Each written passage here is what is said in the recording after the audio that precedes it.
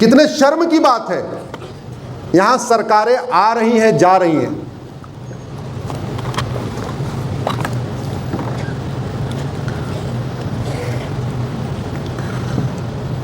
आप मान लीजिए कमजोर हैं, 4 डकैत आपके घर पे आए, आपकी माता के साथ बलात्कार किया, पिताजी की हत्या कर दिया, और जाते जाते आपके पिताजी की नेम प्लेट हटा के अपनी नेम प्लेट लगा के चले गए। आप कमजोर हैं, कुछ नहीं कर पा रहे। 20-25 साल के बाद स्थिति बदलती है, और जो चारों डकैत थे जिन्होंने आपके पिताजी की नेम प्लेट बदली थी, वो डकैत चले गए यहां से, और आप स्वतंत्र हो गए हैं। अब आप गुलाम नहीं हैं। वो पिताजी की नेम प्लेट वापस लगाएंगे कि वही डकैत वाली नेम प्लेट कंटिन्यू रखेंगे? जो जोर से बोलिए जरा।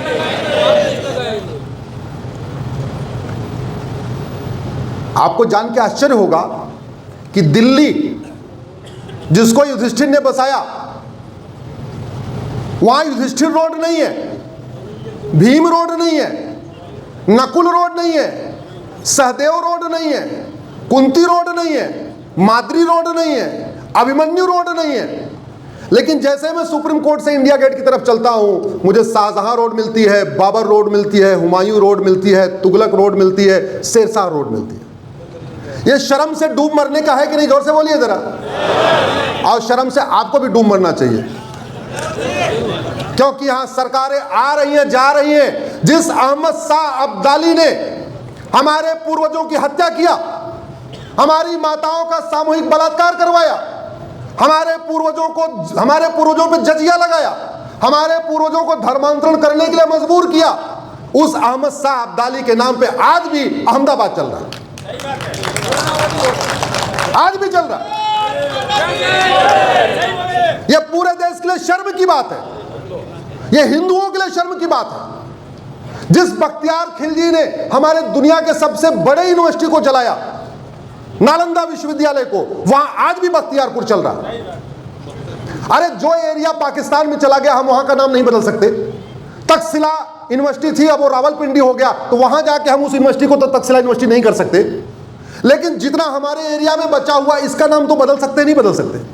और हो क्या रहा है, इलेक्शन के पहले ये नाम बदल दो। अरे भैया, एक भारतीय नामकरण आयोग बनाइए, एक भारतीय नामकरण संहिता बनाइए, और एक झटके में पूरे देश से आतंकवादियों, अलगाववादियों का नामो निशान मिटा दीजिए, बात खत्म करिए। होना चाहिए कि नहीं होना चाहिए? क्यों एक एक करके हर इलेक्शन के पहले, एक पार्षद के चुनाव के पहले एक नाम बदला, प्रधान के चुनाव के पहले एक नाम बदला, फिर विधानसभा के पहले एक नाम बदला, फिर लोकसभा के नाम एक बदला? ये कोई तरीका है क्या? एक साथ पूरे देश को बदल देना चाहिए। मैंने PIL फाइल किया सुप्रीम कोर्ट में, मैंने कहा एक भारतीय नामकरण आयोग बनाइए, एक भारतीय नामकरण संहिता बनाइए। जज साहब KM जोसेफ साहब थे, बोले आप तो देश को उबाल देंगे। हमने कहा उबालने वाली क्या बात है, इसमें हिंदू मुस्लिम कहां से आ गया? अरे वो आक्रांता थे, वो डकैत थे, कायदे से उनके आने के बाद ही यहां हिंदू मुस्लिम शुरू हुआ। उसके पहले तो यहां सारे हिंदू थे। 15वीं शताब्दी में भारत में 100% हिंदू थे। 15वीं शताब्दी में वर्तमान पाकिस्तान में 100% हिंदू थे। 15वीं शताब्दी में बांग्लादेश में 100% हिंदू थे। था ही नहीं कोई। सारा का सारा धर्मांतरण बाबर के बाद शुरू हुआ, अकबर ने और कराया। तो ऐसे आतंकवादियों का, ऐसे जिहादियों का, जिन्होंने जजिया लगाया, जिन्होंने टैक्स लगाया, जिन्होंने हमारे मठ मंदिरों को तोड़ा, उनके नाम पे कोई सड़क मोहल्ला गली होनी चाहिए क्या? जोर से बोलिए जरा। लेकिन एक बदला जा रहा है, अरे एक भारतीय नामकरण आयोग बनना चाहिए, एक भारतीय नामकरण संहिता बननी चाहिए, एक झटके में पूरा बदलना चाहिए नहीं? जोर से बोलिए जरा। जिन आतंकवादियों ने हमारे मठ मंदिरों को तोड़ा, उसके लिए कोर्ट से हम कब तक लड़ते रहेंगे? कब तक तारीख पे तारीख चलेगी?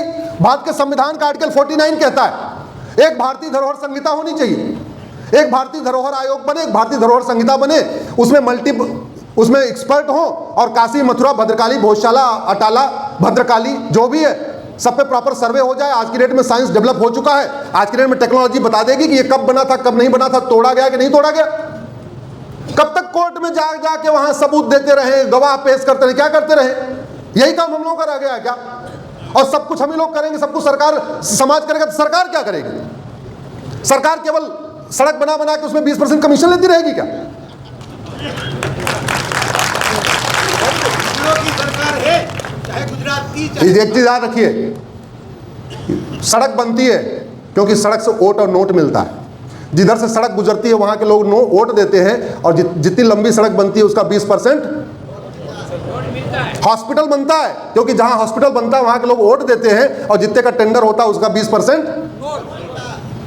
रेलवे बनती है क्योंकि जहाँ से रेलवे गुजरती है वहाँ के लोग वोट देते हैं, और जितने का टेंडर होता है उसका 20%। तो जहाँ वोट है और जहाँ नोट है वो सारे काम होते हैं। और जो चीजें मुफ्त में हो सकती है, कानून बदलने कोई लागत है क्या? जोर से बोलिए जरा। दुनिया के सारे कानून सबके वेबसाइट पे पड़े हुए। हमने राफेल खरीदा, फ्री में खरीदा क्या? जोर से बोलिए। लेकिन अगर हम फ्रांस के अच्छे कानून को लेकर भारत में लागू कर दें, फ्रांस वाले पैसा मांगेंगे क्या? हम चीन के अच्छे कानून भारत में लागू कर दें, चीन वाले पैसा मांगेंगे क्या? अब आपके मन में एक आएगा, नहीं नहीं जी यहां तो डेमोक्रेसी है, तो खत्म कर दो डेमोक्रेसी। आपके मन में आएगा, नहीं नहीं लोग सड़क पर उतर जाएंगे, सीएम उतर आए थे, अरे उसका इलाज है। किसान क्या करता है? किसान पहले बुआई करता है क्या? नहीं। हमने अपने घर में देखा, मैं किसान का बेटा हूं। पहले जुताई की जाती है, फिर गुड़ाई की जाती है, फिर निराई की जाती है, फिर खरपतवार की सफाई की जाती है, फिर भी अगर कुछ खरपतवार रहे तो पेस्टिसाइड डाल दिया जाता है, फिर उसकी समतलीकरण किया जाता है, और उसके बाद उसमें बुआई की जाती है, तब जाके अच्छी फसल पैदा होती है। भ्रष्टाचारियों की 100% प्रॉपर्टी जब्त करने, नागरिकता खत्म करने और फांसी देने के लिए कानून बनाइए। 90% पॉलिटिकल पार्टियां खत्म, 90% नेता खत्म। ये 100 पॉलिटिकल पार्टी, जो 100 पॉलिटिकल परिवार हैं जो भारत में अराजकता फैलाते हैं, 2 परिवार कश्मीर का, 2 परिवार पंजाब का, 2 परिवार हरियाणा का, 1-2 परिवार आपके यहाँ पे है, गुजरात में है, 2 परिवार राजस्थान में है, 2-3 परिवार आपके उत्तर प्रदेश में है, 2 परिवार आपके मध्य प्रदेश में है, 2 परिवार आपके झारखंड में है, 2-3 परिवार आपके बंगाल में है, 2-3 परिवार आपके तमिलनाडु में है, 2 परिवार आपके कर्नाटक में है, 2 परिवार आपके केरल में। कुल मिला के 100 परिवार हैं जिन्होंने देश को बर्बाद कर रखा है। जिस दिन भारत में 10,000 रुपए से महंगी प्रॉपर्टी को आधार से लिंक किया गया, जिस दिन भ्रष्टाचारियों की 100% संपत्ति जब्त करने, नागरिकता खत्म करने, फांसी देने के लिए कानून बनाया, मैं कह रहा हूं उत्तर से दक्षिण, पूरब से पश्चिम, ये 100 के 100 परिवार भारत छोड़ के कोई ऑस्ट्रेलिया भाग जाएगा, कोई कनाडा भाग जाएगा, कोई अमेरिका भाग जाएगा, कोई कहीं भाग जाएगा। और जब धर्म युद्ध है तो 2-4 इधर वाले भी मरेंगे तो मरेंगे, फंसेंगे तो फंसेंगे। आप ये बताइए, महाभारत हुआ था, उसमें केवल कौरव की सेना मारी गई थी क्या? क्या पांडव नहीं मारे गए क्या? अभिमन्यु मारा गया, द्रौपदी के 5 बेटे मारे गए, इधर के भी सेनापति मारे गए, इधर के सैनिक मारे गए। लेकिन धर्म युद्ध जीतना है तो आपको लड़ाई करनी पड़ेगी। करेंगे। सबसे पहले जुताई, गुड़ाई, निराई, खरपतवार की सफाई करनी पड़ेगी। नहीं तो कोई कानून बनाएंगे, 4 आ जाएंगे ह्यूमन राइट के नाम पे। और मैं कह रहा हूं, जिस दिन भ्रष्टाचारियों की 100% संपत्ति जब्त करने, नागरिकता खत्म करने, नार्को पॉलीग्राफ में कानून बना, ये हमारे माइलॉट भी ठीक हो जाएंगे, क्योंकि बहुत मोटा माल इनको भी मिलता है। अभी मिला ना होली के समय, नोटों की बोरी मिली थी। अच्छा, जितने नोटों की बोरी भारत में मिलती है, चाहे वो पार्षद के यहाँ मिले, चाहे प्रधान के यहाँ मिले, चाहे सांसद विधायक के यहाँ, कभी आपने उसमें 100 रुपए की नोट देखी क्या? जोर से बोलिए, देखी क्या आपने? मैं कह रहा हूं ये 500 की नोट ही सबसे बड़ी समस्या है। ये सबसे बड़ी समस्या है। न रहेगा बांस, न बजेगी बांसुरी। इस देश में गुलामी की शिक्षा चल रही है। भारत के संविधान में कहीं मदरसा नाम का शब्द नहीं है, मदरसा शब्द कहीं है ही नहीं है। संविधान की गलत व्याख्या हो रही है, और सुप्रीम कोर्ट के जजों ने गलत व्याख्या किया है। और इसलिए गलत व्याख्या किया, उन्होंने धर्म को रिलीजन समझा, रिलीजन को धर्म समझ लिया। माननीय सुप्रीम कोर्ट के जजों को धर्म और रिलीजन का अंतर ही नहीं पता, इसलिए वो गलत फैसला देते गए, उन्होंने मदरसे को मान्यता दे दिया। भारत का संविधान तो मजहब के आधार पर स्कूल कॉलेज खोलने को बैन लगाता है। आर्टिकल 27-28 पढ़िए। भारत का संविधान कहता है मजहब के आधार पर कोई तालीम नहीं होगी, और मजहब के आधार पर कोई स्कूल कॉलेज नहीं होगा, मजहब के आधार पर किसी स्कूल कॉलेज की डिग्री को वैलिड नहीं माना जाएगा। गलत व्याख्या चली आ रही है। अब अगर ठीक करना है तो 1975 दोहराना पड़ेगा। लगाइए इमरजेंसी लगा के जितनी गड़बड़ियां हुई सबको ठीक करना पड़ेगा। अगर डेमोक्रेसी में रहते हुए चीजें सही नहीं हो सकती, हम अपने बच्चों को खतरे में तो नहीं डाल सकते ना। भारत में पुलिस व्यवस्था गुलामी की है, प्रशासनिक व्यवस्था गुलामी की है, न्यायिक व्यवस्था गुलामी की है, टैक्स व्यवस्था गुलामी की है। इन सबको बदलना पड़ेगा, और बदलने के लिए जरूरत क्या है? ड्रास्टिक कार्य करना पड़ेगा, तगड़े काम करने पड़ेंगे। एक बात मैं आपको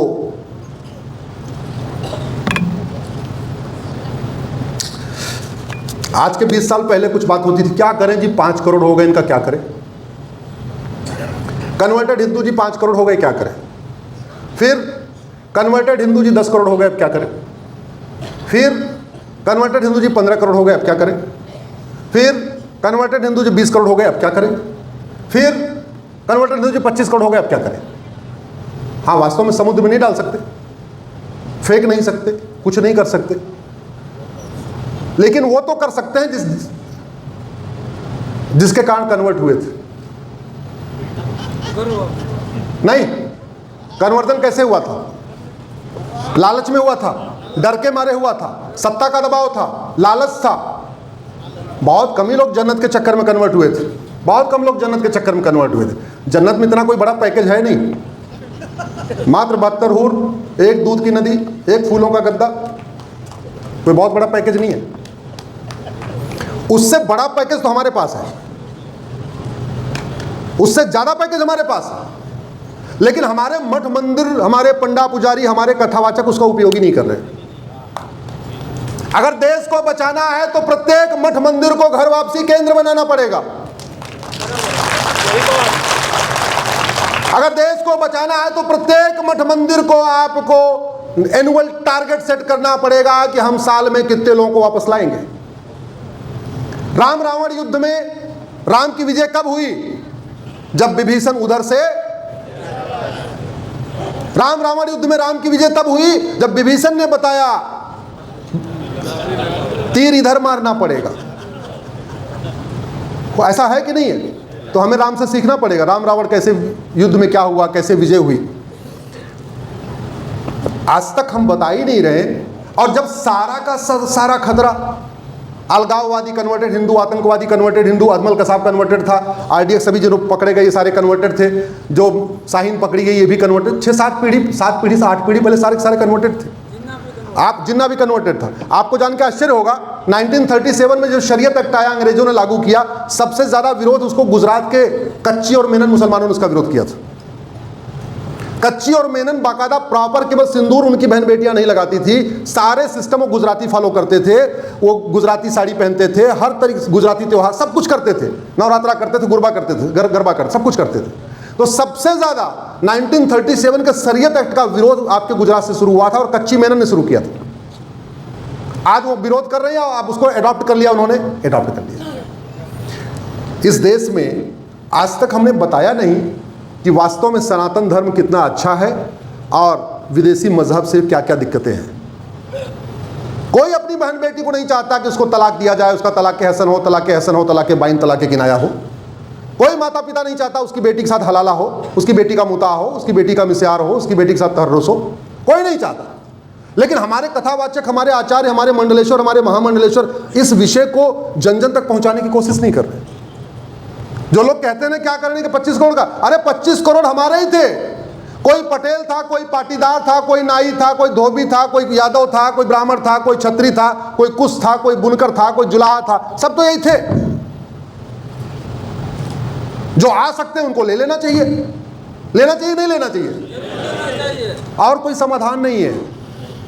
आप चाहो ना चाहो, अब एक ही समाधान बचा हुआ है, एक ही विकल्प बचा है, दूसरा विकल्प ही नहीं बचा हुआ।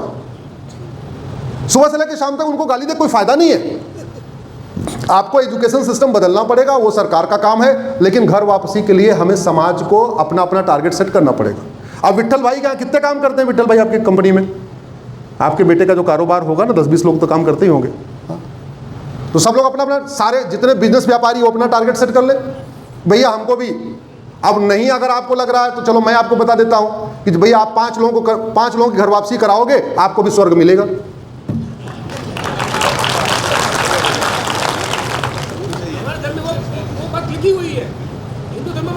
अगर आप 5 लोगों की घर वापसी करा लेंगे तो बात हो जाएगी।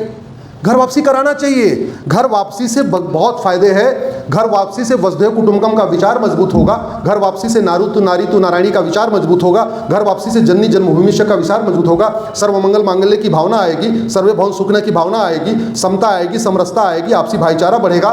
घर वापसी से तलाक़े बिद्दत खत्म होगा। घर वापसी से तलाक़े हसन खत्म होगा। घर वापसी से तलाक़े अहसन खत्म होगा। घर वापसी से तलाक़े बाइन खत्म होगा। घर वापसी से तलाक़े किनाया खत्म होगा। घर वापसी से निकाह हलाला खत्म होगा। घर वापसी से मुताह खत्म होगा। घर वापसी से मिस्यार खत्म होगा। घर वापसी से बाल विवाह खत्म होगा। घर वापसी से बहुविवाह खत्म होगा, घर वापसी से पत्थरबाजी खत्म होगी, घर वापसी से दंगा खत्म होगा, घर वापसी से लफ्ज़ जिहाद खत्म होगा, घर वापसी से लैंड जिहाद खत्म होगा, घर वापसी से ड्रग कारोबार कम होगा, घर वापसी से खान पान के सामान पे थूकना बंद होगा, घर वापसी से खान पान के सामान पे पेशाब करना बंद होगा, घर वापसी से आतंकवाद कम होगा, घर वापसी से अलगावाद कम होगा, घर वापसी से जिहाद कम होगा, घर वापसी से मजहबी उन्माद कम होगा, घर वापसी से शांति आएगी, समृद्धि आएगी, घर वापसी से बम विस्फोट कम होगा, घर वापसी से जनसंख्या विस्फोट कम होगा, घर वापसी से घुसपैठ कम होगी, घर वापसी से धर्मांतरण कम होगा, घर वापसी से भारतीय विचार मजबूत होगा, भारत की संस्कृति मजबूत होगी, भारत का त्यौहार मजबूत होगा, घर वापसी से पीएफआई खत्म होगा, घर वापसी से एमआईएम खत्म होगा, घर वापसी से जमीयत खत्म होगी, घर वापसी से तबलीगी जमात खत्म होगी, घर वापसी से डॉक्टर आतंकवादी नहीं बनेगा, इंजीनियर आतंकवादी नहीं बनेगा, प्रोफेसर आतंकवादी नहीं बनेगा, घर वापसी सबको बोलने की आज़ादी मिलेगी, सोचने की आज़ादी मिलेगी, तर्क करने की आज़ादी मिलेगी, शास्त्रार्थ की आज़ादी मिलेगी, घर वापसी से कॉन्ट्रैक्ट मैरिज खत्म होगा और घर वापसी से बहन बेटियों का 7 जन्मों का अधिकार मिलेगा। उनको कोई ठेके वाली बात नहीं होगी, बल्कि वो अर्धांगिनी हो जाएंगी, आधी की मालिक हो जाएंगी। इतना अच्छा सब कुछ है घर वापसी में, फिर हमारे धर्मगुरु, हमारे कथावाचक, हमारे पंडा पुजारी इसको आगे क्यों नहीं बढ़ा रहे हैं? इस पे हमें सोचने की बात है। अगर हमें चीज़ों को ठीक करना है, अब समय आ चुका है कि इसको हम आगे बढ़ाएं और घर वापसी के लिए गंभीरता के साथ प्रयास करें। अलग अलग राज्यों में अलग अलग उसमें आपको स्ट्रेटजी अपनानी पड़ सकती है, लेकिन घर वापसी कराना ही एक समाधान बचा हुआ है, दूसरा कोई समाधान नहीं बचा है। बोलिए भारत माता की, भारत माता की।